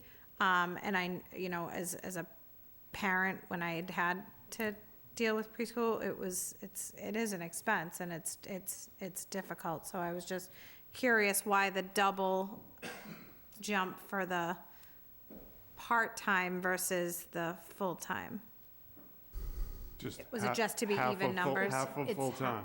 Okay, I think that's what It's we, half the tuition. what we discussed. it was just, So is it's this, just- We said oh, time okay. is 4,000, so the other So is it one- currently half, and I'm just not No. good at math, so that doesn't look Not right? currently. Okay. And Ms. Rossi, I think that's important for the school committee to understand too, is that in prior years, preschool had a lot of AM, PM slots, and we are dissolving a lot of those half-half and offering mostly peers, full-time peers. So we only have 4 students right now who are part-time. We have many more part-time students on IEPs, but our students who are peers are genuinely full day. And what is your estimated, I know you said currently 96 students, what's your projection for next year for enrollment? 115. Wow. We're really impressed. 115. Is the projection for next year? Okay. Bless you. And to be clear, this doesn't come close to covering the cost of any of these programs, right? Correct. Okay. I Jeff? think our cost of per pupil, I mean, I just looked up in the state, was in '22 was $21,995 per pupil. Right. So. Okay, thank you. Jeff?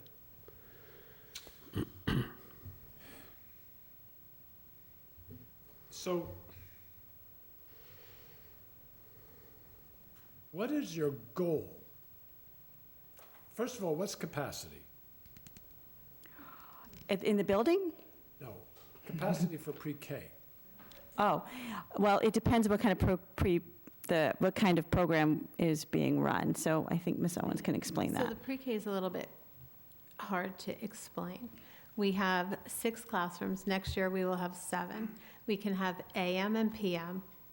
We have, so we can have 7 students on IEPs in integrated classrooms, 8 students not in those integrated classrooms. They can be half-day or full-day. We're encouraging full-day, but some people opt out of that. So we'd never know until the beginning of the year, or maybe June, who's going to do what in terms of peers. And then our sub-separate classrooms, we don't have peers in those classrooms. We just have students on IEPs, and they can have 9. And so the numbers, we can have 94. I have it all written down. But our goal is to educate the students of Wareham as early as possible, to have them come in and acclimate to kindergarten readiness. You know, Okay, and I get get there. the fact that it's a little bit of a jigsaw puzzle, Right. but you have control, I use that term loosely, you have control of the peers. I mean, you can, if you wanted to, say, we're only a full-day program, right? You Right. can't do that with the sped kids. Correct. Okay, but you can do it with the, okay. And it sounds like gradually that's sort of what's happening. And I assume you just don't want to pull the rug out from under people, but over time, you can, certainly every new year, you could theoretically say, we're just a full-time program. Yes? For peers, yes. Peers? Mhm. Yes. Correct. Okay. So, if you were running a business, you would charge all the traffic will bear, which is the business expression, okay? I have no idea what that number is, but if I'm sure you could make your finance director, she's happier the more money you bring in, We can bring in 76 peers. okay? And if those 76 peers were all paying $20,000 a year, okay? Kristen might be really happy because she knows what to do with all that extra money, okay? Which would benefit many students, and maybe, I don't know, no idea what the number would be if you wanted to actually pay for the program itself. But, so I'm trying to understand what stops you, maybe this is the way to express it, what stops you from making this 12,000 for a full day instead of 4,000? By the way, that's not a recommendation, okay?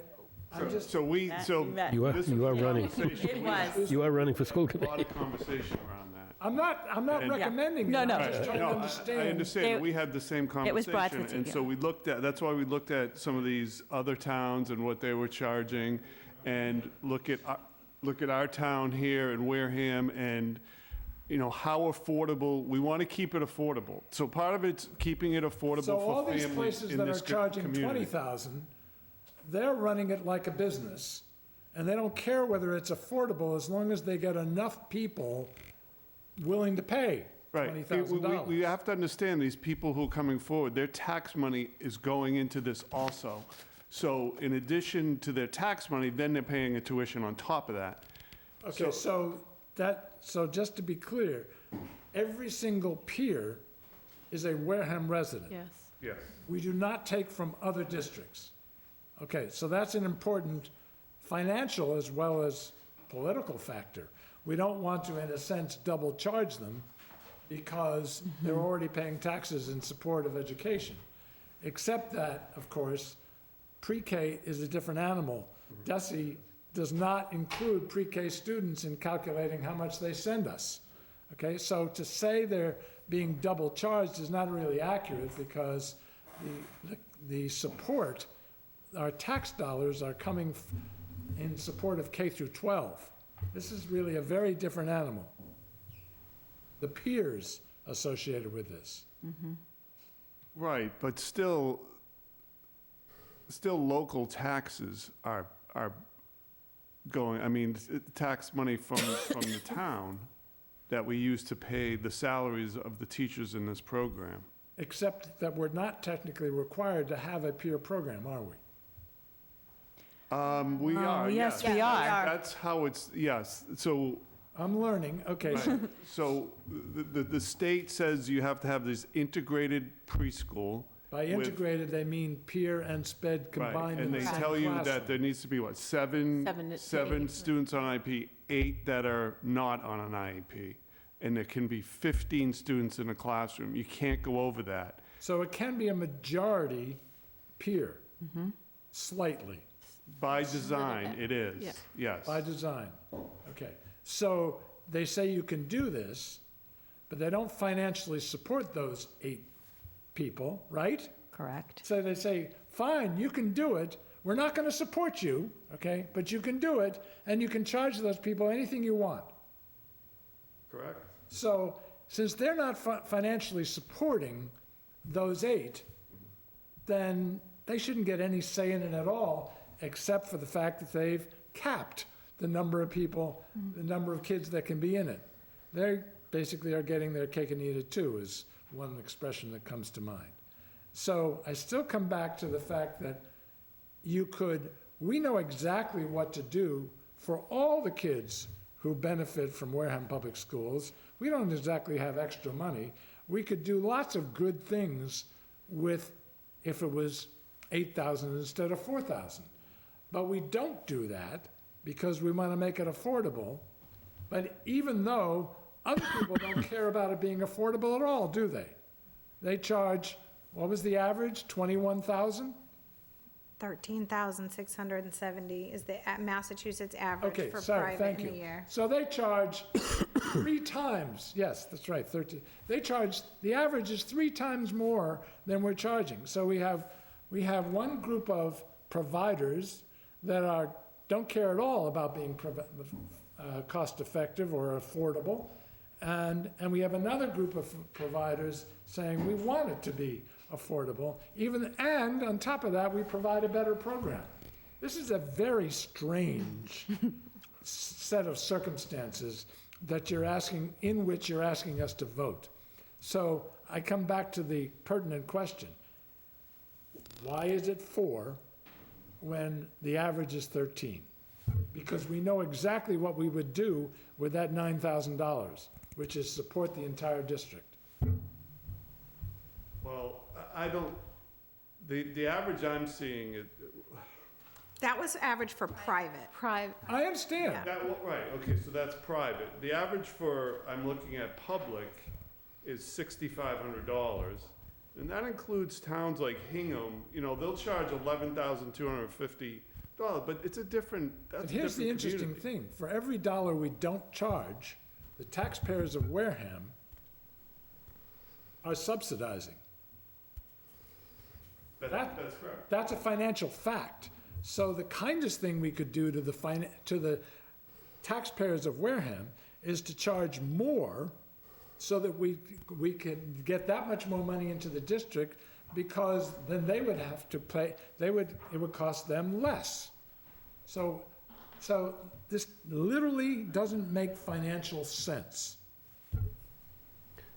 But it does allow more kids to come in, and that's our goal, is to get more kids in to our system to help them and help us. Which gets to the issue of, if we charge something that was closer to the average, okay, where would these parents go for pre-K care, the peers? They wouldn't go anywhere. So they would literally be out of luck. They would be out of luck. So we are consciously, which may be just fine, okay, we are consciously subsidizing Wareham taxpayers by charging them less than the actual value that is being offered. Yes. And thereby, so anybody who's not taking advantage of this is subsidizing those that are taking advantage of this. And that's the economic fact of this situation. That is the economic fact. That's correct. So, right, and what we're doing is we're looking at, who's gonna, what is an affordable tuition that is gonna at least help offset some of the costs, but we're not gonna shut out families that may be low income. Right. And that we would want those students. I don't want to in this spend program. any more time on this absurd situation, but one of the things you theoretically could do, except it's probably illegal, you could literally have 13,000 and then look at the financial status of the people who are applying and give scholarships to those, because if you had someone making $1 million a year paying 4,000, okay, who could easily pay $13,000, but you had somebody else making $30,000 a year who can barely come up with the $4,000, then the only way to make this fair is to do precisely that, is to have a scholarship for those that can't afford it, because we're in the business of not trying to maximize income, we're in the business of trying to maximize access to a great program. But instead, what you're asking the school committee to do is to approve one number that is good for the millionaire and good for the person making $30,000 a year. And that, with all due respect, is illogical. April? So there was discussion at the MASC conference, because the peer program is mandated, and obviously, I know you love unfunded mandates, they're one of your favorite, of potential resolutions and legislation, whereas currently that program is not covered under any sort of monies that we get from the state.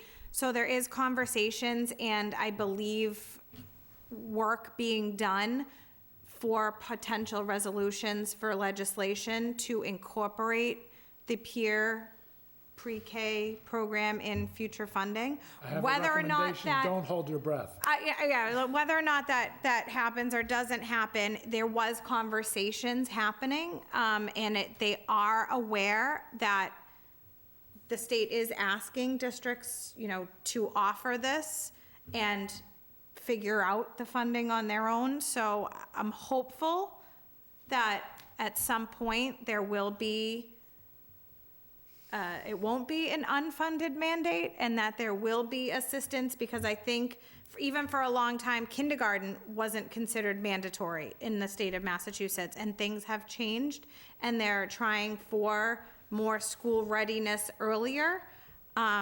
So I'm hopeful that that people had obviously seen the importance of kindergarten. It's not just like dress up and building blocks. It's actual, literacy and preparedness for, first grade, and every grade is now getting there. So I'm hoping that when that resolution comes forward, that there will be an opportunity for funding for that would offset any tuitions that we would have to charge. Right now, we're being asked to approve a number regardless of the person's ability to pay. That's really what it comes down to. Right. So I think we should vote on that and decide what we want to do. And then if we want to add an amendment or something, we can do that. But do I have a motion to vote on this tuition increase as presented? So moved. Second. Any other discussion? All in favor, say aye. Aye. Aye. Opposed? Abstain. Is that abstain? No, I'll approve it because I'll take the recommendation of our Right. people who are closer to this. I'm on the record, it makes no sense, but it is what it is. So we have 4-0-0, motions approved. Yes. Can I just ask that we move the winter sports update in front of the superintendent's report? Sure. I'm sure Tracy and Athletic Director policy. Roderick would appreciate that. Thank you all. Thank you. Thank you. Thank you. Thank you.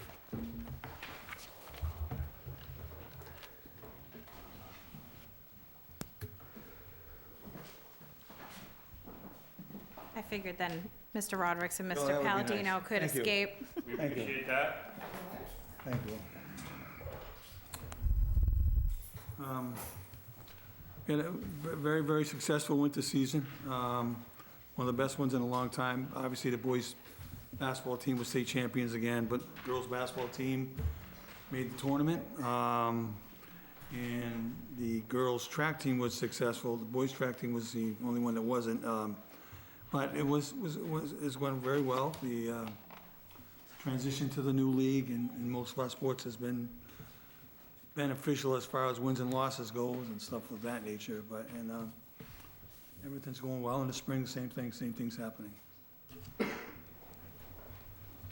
you have any questions or anything, April? So I noticed that I think it's amazing that the basketball teams, both the girls and the boys, did amazing, and that the girls' track and even just the track participant number was over 50 students Yeah, we haven't combined. I've never had that since So, I've been here. go Gardner, go. You had to have 2 buses to get to Yeah, this meet. that's crazy and great that they're able to do that. I'm looking at we had a participant for swimming. I don't Yeah. recall ever No. seeing a student Did it last year, choicing too. over to We have- swim.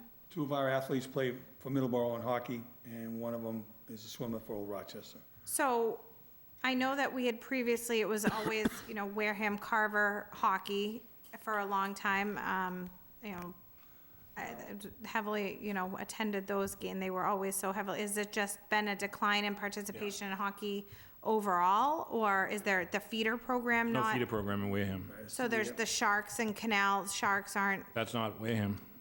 I know, but a lot of the Wareham kids I knew all played for the Canal Sharks or When they're Ga- just, or Gateway. Gateway Youth Hockey closed down, our feeder program here closed down. There's always going to be some kids that participate in the Canal Youth Hockey or the Hetland Youth Hockey, but there's nothing here in town. That Gateway program was really specified for Wareham kids. They skated out of Tabor, it was right down the street. We've just seen, we saw this coming for years, and this is our second year now with Middleborough, and Carver obviously followed us there as well. But it's been great because those 2 kids, and we'll have 3 next year, have been able to play hockey, and we're not here, spending $40,000 on a program. Thank you. Any other questions? Surprisingly, I have no question.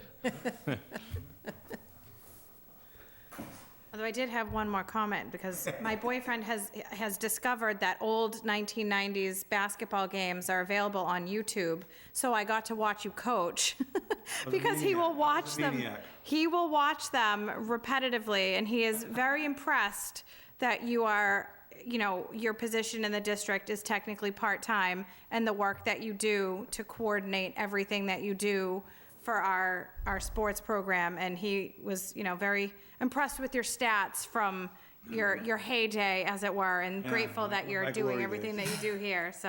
Well, that's what I do, like tonight, I'm late, they put me on late. Mr. Palladino's a little upset with me, because my little grandson's at a game, and one was pitching, that's what I'm gonna have to do, so, I'll try to get it earlier next time, so that, so, this is what I do, this is my life, sports, and Yeah. this is what we do, this is what my family does, this is what I've been doing. Coach, how'd you make out today? We Excellent. won 3-2. All right, because that was a 3-2 that was his first loss yesterday, and they reversed it against the same team today, so that was good. That was good. So, I'm sorry, I lied. I do have a question. What was your experience in the new conference Well, as far as, this season? as far as competitiveness, it's definitely better, there's no question. It's different. It's different than the South Coast in many ways, but it's been more competitive. But then some sports like tennis, there's only a few schools that have it. Field hockey's the same way. But, and in boys' basketball, we cannot go in that league. I Right. mean, I would not highly recommend us never to do that in boys' basketball. But clearly, they had a great season anyway. Right, Yeah.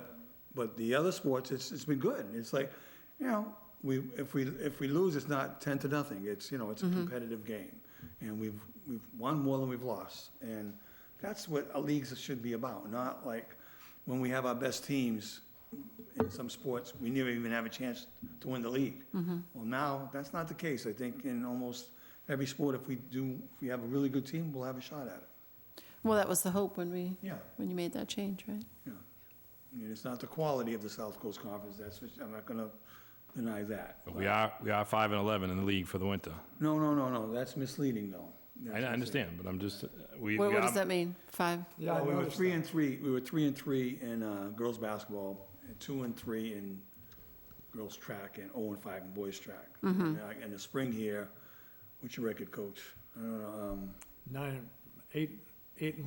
9-1, something and like that. softball's like 8-3. And then baseball is reversed, baseball's got 2 or 3 wins. And boys' tennis got 2 or 3 wins, and girls' track is doing really well again. Boys' track is struggling. So, but struggling, and it's a different struggle, it's not. Yeah. Well, there were a lot of seasons where there were no wins for some of those teams, Not even softball. wins, we it still was- have some teams that have no wins. Yeah. Yeah. Well, let's hope it's all going to turn Yeah, around. I think it's, as It's far also as like the that- first full year in the conference, so Right. there's Not some even. We haven't even got through the full year. adjustment We're just starting the adjustments to spring. have. And we have a chance at 3 conference champions, I think. We'll have a chance, volleyball won it, and Jeff has a chance at it, and girls track has a chance at it, and softball has a chance. Softball won a big game. They beat Westport, so they're tied for first place, so. That's great. Okay. Thank you. Quick question. So I think you know, I officiate college tennis. And there's a team, a men's team, I guess they'd have to say, who hasn't won a conference match in 2 years in the Ivy League. So when you're evaluating coaches, if you had a coach who hadn't won a match in 2 years, would that automatically get you to reconsider that coach? No, you're talking college, so now it's on the coach to get the kids to go there to play. So if he has a losing record, it's basically because he doesn't have the players, and that's his job to recruit the players. High school, you get what you get. So we look at, is the coach working really hard with the kids? Are they improving? How's the attitude? Even though they're not doing that well, are the kids still showing up for practice? Those are all the factors. Are the kids under control? All those are all factors that I think, because you can't, you could be a great coach and have a losing record, and you could be just the opposite, you know what I mean, and be just lucky you just had all the players. So, you can't compare college with the coach at Brown's probably in trouble because not getting the players. But I think the big thing is, as a head coach, you're building a program. And the head coach can't just show up in this town. We don't have the feeder program to just show up when the season starts and then to think you're going to be successful. And that's what's been frustrating to me, is that we have a few of those coaches that, we're working with, and I think we're working in the right direction with them. This boys' back-to-back state championship didn't happen by accident. No. All right, and you going to some state finals didn't happen by accident. I could go through all the successful teams. These coaches are embedded in the youth programs, are creating their own youth programs, and they're having their student athletes compete all year round, because we are in the age of specialization. These kids have to play all year round. So if you just show up on, I'll use winter sports, the Monday after Thanksgiving, and think you're going to just pick up where you left off, you're sadly mistaken. So I know Ed's having conversations, and I've had conversations with Ed over some coaches that I think need to spend a little more time in the off-season getting the kids prepared, getting them excited, and working on the skills they need to be successful. But I don't think have ever looked at wins and losses and said that's the first standard that we look at when evaluating coaches. There's a lot more to it. By the way, West Bridgewater probably made a big mistake in leaving the Mayflower. Well, yeah, it's much more, it's difficult for them. I think they're doing okay, nothing great, nothing bad.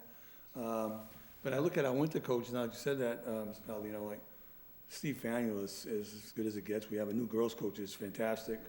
Chris Gardner's and even our cheerleader, if you want to go that far, she does an excellent job. Every coach we had in the winter, it goes above and beyond what they're supposed to do. And ironically, our record is 40-18 overall. So, it just shows you that if you put in the time, you can build the program. And, and I think we've got some work to do in the fall on that front. There's no doubt about it. And, spring track, I know is taking some hits right now, but they've been traditionally strong. It's just I think it's a down year for track, both winter and spring for the boys. And maybe all the kids are playing basketball that should be out for track. Exactly. Diamond has 1,400 kids. Oh, yeah. This is the team we played for the last 2 days. Oh, yeah. And they had a strong team, though. If I had 1,400 kids to choose from. Oh, yeah, and Coach Sweat does a good job, too. That's why his teams are successful. He does have Brooklyn Bindis, obviously, but that's one player. But he was good before Brooklyn. That's what I'm saying. You still got to have the other points and all that, and he does a good job with not just in the season, out of the season, and that's what you look for. I felt that's what I did as a coach. I'm sure Coach Mazzoli, this is what he did as a coach. You this was your life, a big part of your life. The most impressive part of Steve's job with the team is he was working with these kids since they were 4th grade. Oh, yeah. And he's doing that now behind the scenes with a group of, I think, 6th graders that he's been with for a couple of years. So you have to put in that time, and if you're not willing to do it, you really need to step aside and let someone else do it, because that's what's required. And we're seeing it with the majority of our coaches. They're really doing a nice job. So one financial question, the 120,000, do you have a budget? He has a budget. So how does the 120,000 compare to your budget? It's more than a third of his budget. No. Is it less than your budget, more than your budget? The budget's for 3 seasons. Okay, but you can But extrapolate. salaries are in there too and everything, you know what I mean? It's we thank the revolving account every spring, and Kristen can. No, I and just got a nice check from MIA, I was shocked. Good. Did you get it today? We did, No matter what they yesterday. gave you, it wasn't enough. It was $2,800, Amen. I was shocked. I was shocked, and it was fast. But we get to a point every spring where the budget is depleted, and Maybe we I'll have just to. ask Kristen. Kristen, how does the 120,000 compare to the budget? Let's see. Because I love the fact that we don't have user fees. For the- I'd rather never do that again. I'm in. I think Wasn't that's worth why it. participation has increased exponentially. 50 kids in track, no user that- fee, like that's. Oh, yeah. And your non-traditional sports are the ones that suffer when you have user fees, and that's Kristen has her track. answer. So the total budget this year for athletics in the local school budget was $350,303. And that's for salaries, for contract services, which is mostly the athletic trainer, supplies, and then other expenditures. So if I multiply 120 times There you 3, go. I'm at 360, so it sounds like, Ed's Right out pretty there. much right there on budget. Is that a- We need some competitive teams to get the gate receipts up.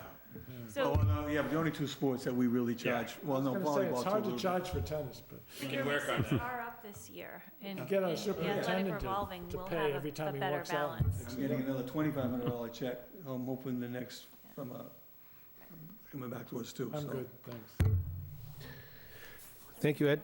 Appreciate it. You guys? And I just want to thank Ed. I know it was mentioned earlier, he's part-time, puts in the full-time effort, and his secretary, Sandy Barboza, does a great job. And he also has a lot of staff that work games that do a great job for us. We're very blessed with the athletic programs and the support we have from Ed and Sandy and everyone. They do a great Well, job. That's why I keep doing this. If I ever got to the point where my secretaries aren't very good, or my staff, or Mr. Palladino, and I get along with or whatever, that's not the case.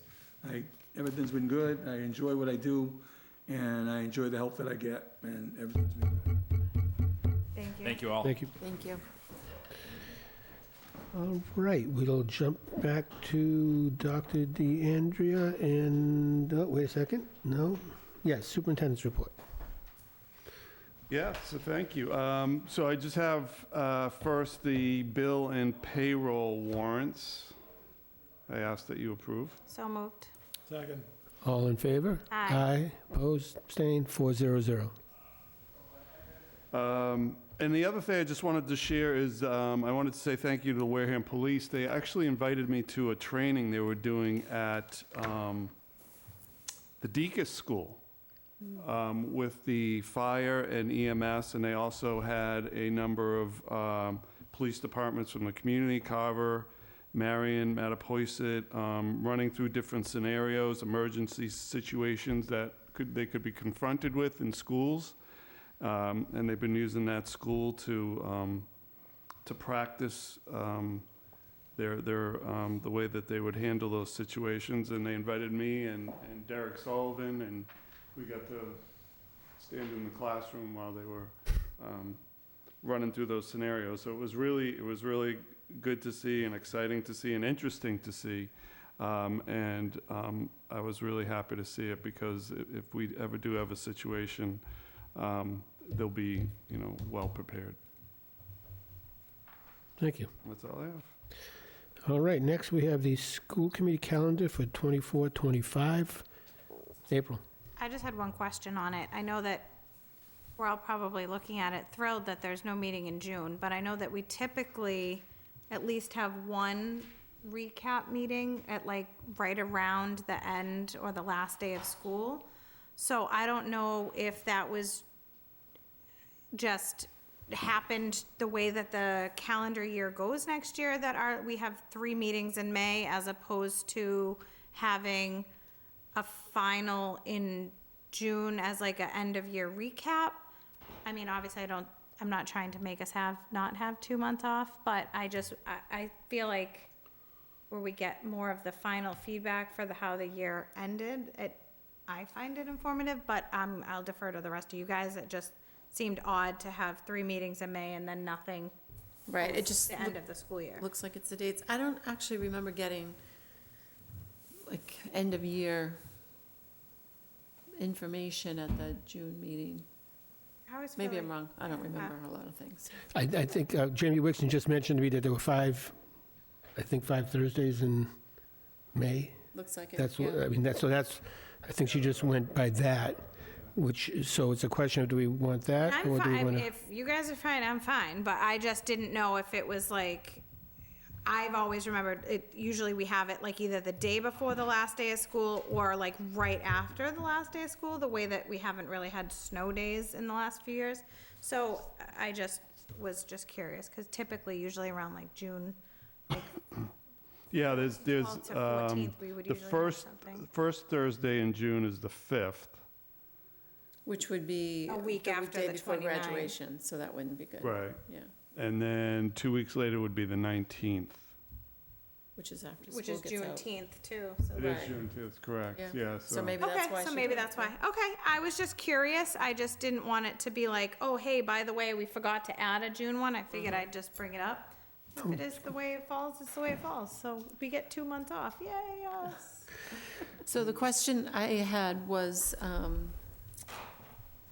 the all-day budget workshop, James not here, but maybe we should change that to half-day budget workshop, and we won't scare people away. Yeah, I agree with that, Not actually because it's all never a whole day. No. Maybe more people will come. And I usually can't attend because I always take off for the school committee conference. Right. Right. So that's like an extra day, so my boss doesn't hate me. So do I maybe have a motion to accept with all day becoming half-day on November 12th? And we also need to update where it says room 320, now that the room has been changed to room 520. It has? It has as a sign on the front door of the multi-service and outside this door. Duly noted then, we will make that change as well. Just quick Sure. question for Kristen. Our fiscal year ends June 30th, correct? When, if we didn't rush you, and I don't ever like to rush finance people, when would be a financial wrap-up of the district? What date would that work for you? I would say mid-August. Mid-August. Because we're paying bills until beginning of July, doing our encumbrance list by the second or third week in July, trying to, verify everything, clean things up, so.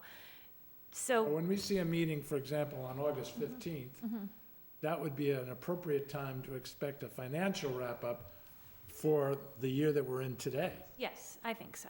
Good, thank you. Well, I won't be here on August 15th, so.